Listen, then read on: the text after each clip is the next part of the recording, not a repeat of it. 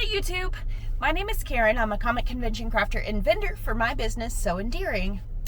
It's the end of October, and I find that a little bit hard to believe. However, that also means that it is time for my monthly convention review. So I want to go through all 3 shows that I did this month. We'll talk about the pros, the cons, how much money did I make, and will I be going back next year. So let's start with Anime Inc. That was the first weekend of October. The dates are here. Anime Inc. is a 3-day tattoo convention in Richmond, Virginia. And of course it's anime themed, as it says in the name. I had done 2 other anime shows with the same people this year. I did Pop Culture Tattoo Con at the start of the year and Video Game Tattoo Con in June. I know at the beginning of the month I did my full convention vlog, so if you want to see everything that I had to say and thought about while I was there, you can click on that video. It's up here. Now, Anime Inc. was a really solid show. The thing you have to know about tattoo conventions, 1, the days are stupid long.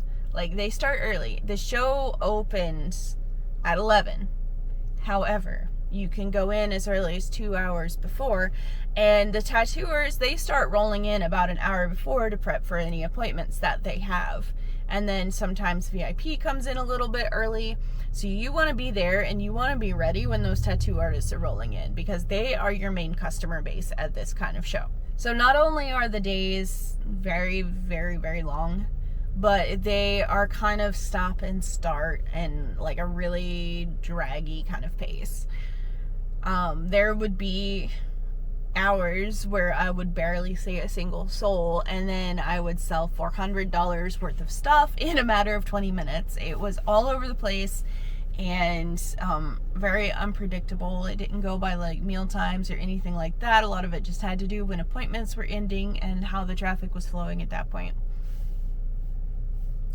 All in all, a great show. It was really well organized. My one complaint was that while the aisles went one direction, walking up and down the vendor hall, the numbers went the opposite direction. So it was really hard to figure out where you were, or like if you were trying to find somebody, to find your way to their booth. I know I went looking for some old tattoo artists to show them some healed work, and it took me a while to find them just because the numbering of the aisles was so confusing.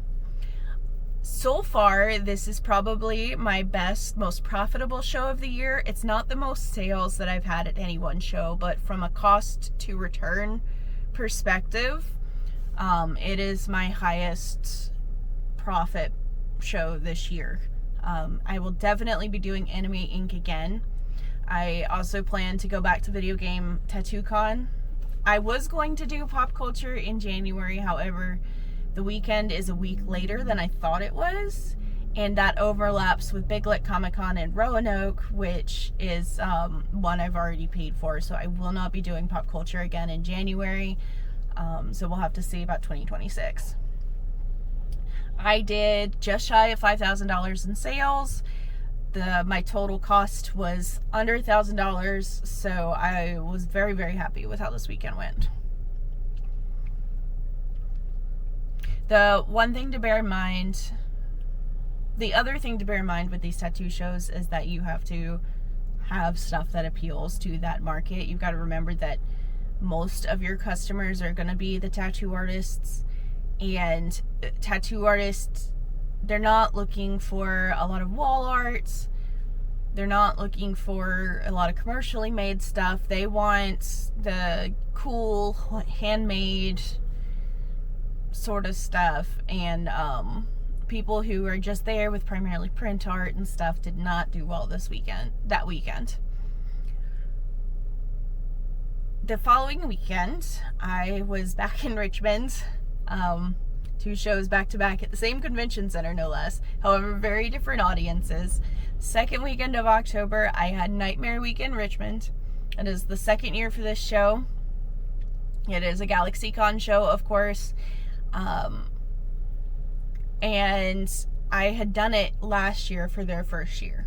Now, last year I had a premium artist booth, so it's like an 8x10. It's less expensive. The aisles are smaller, and you don't get as good of placement on the floor as like if you're in a regular full exhibitor booth. But they cost a lot less. I got lucky and ended up in a corner for the price of just a regular inline. So my booth cost last year was about half of what I spent this year. This show was fine.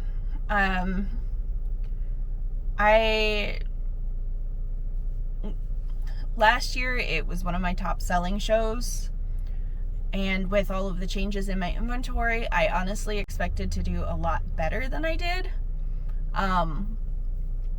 So last year I had about $2,000 in sales, but had a much smaller selection. I had mostly just earrings, and we also had hair accessories, whereas this year I've got a much wider variety. I've got the crochet plushies.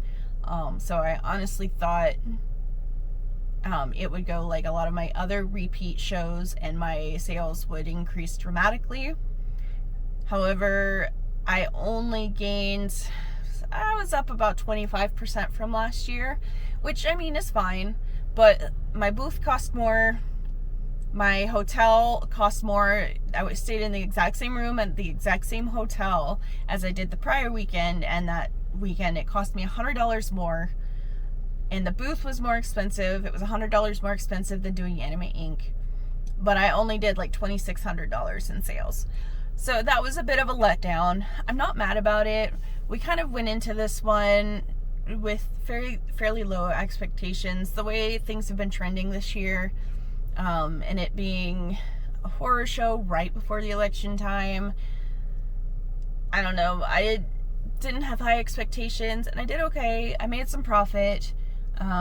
Me and my significant other just kind of used it as like a vacation weekend for our anniversaries. We had some really good food. We had a really lovely time. But yeah, it cost me around $1,100 between the hotel and the booth fee to do. I wish I would have sold more. Will I go back next year? That really depends. There are a couple of other bigger shows that are more in line with what my booth is now geared towards, that I will be looking at. Of course, you know, New York Comic Con is a big one in that time period, but the likelihood of me getting in next year is pretty low. So like, I'm not banking everything on that. I'm just not decided yet on whether or not I'll do Nightmare Weekend. It really depends on how the rest of my calendar works out. I wouldn't be opposed to going back. I know they had about a 25% boost in attendance this year, they said, and I did make money. So we'll just have to see on that one. The nice thing, I know it's kind of risky going to the same convention center 2 weekends in a row, but there was only a couple of people who knew that I had been there the prior weekend, because the audience for a horror convention versus an anime tattoo convention are extremely different. Finally, for the month of October, I had Motown Con. Now, Motown Con, this was its 4th year. It is a small local show. It's a 1-day show in Concord. I signed up for this one. Last year I had tried to sign up, but I was a little too late and I got waitlisted. So this year I went ahead and applied back in the spring, and I got in. It's an inexpensive show to do, and of course I didn't have any other big shows this month, so I was like, why not? I had no expectations. I brought my 10-year-old, figuring at the very least they would have a good day. And quite honestly, I was really pleasantly surprised with how well I did at this show. So it was $150 for the table. I ended up at an end cap, which was perfect for me. So I could put up my full setup, even though I didn't have like a formal 10x10. We were able to make it work. And I did around $1,100, a little over $1,100 in sales in an 8-hour day, which was pretty great. Now, it was mostly really, really small transactions. I sold one large plushie, but everything else was pretty much like $10 or under what I sold. It's very much a broke anime kids show, which is fine. I have stuff for that market. I've got stuff that's $3. I've got stuff that is $400.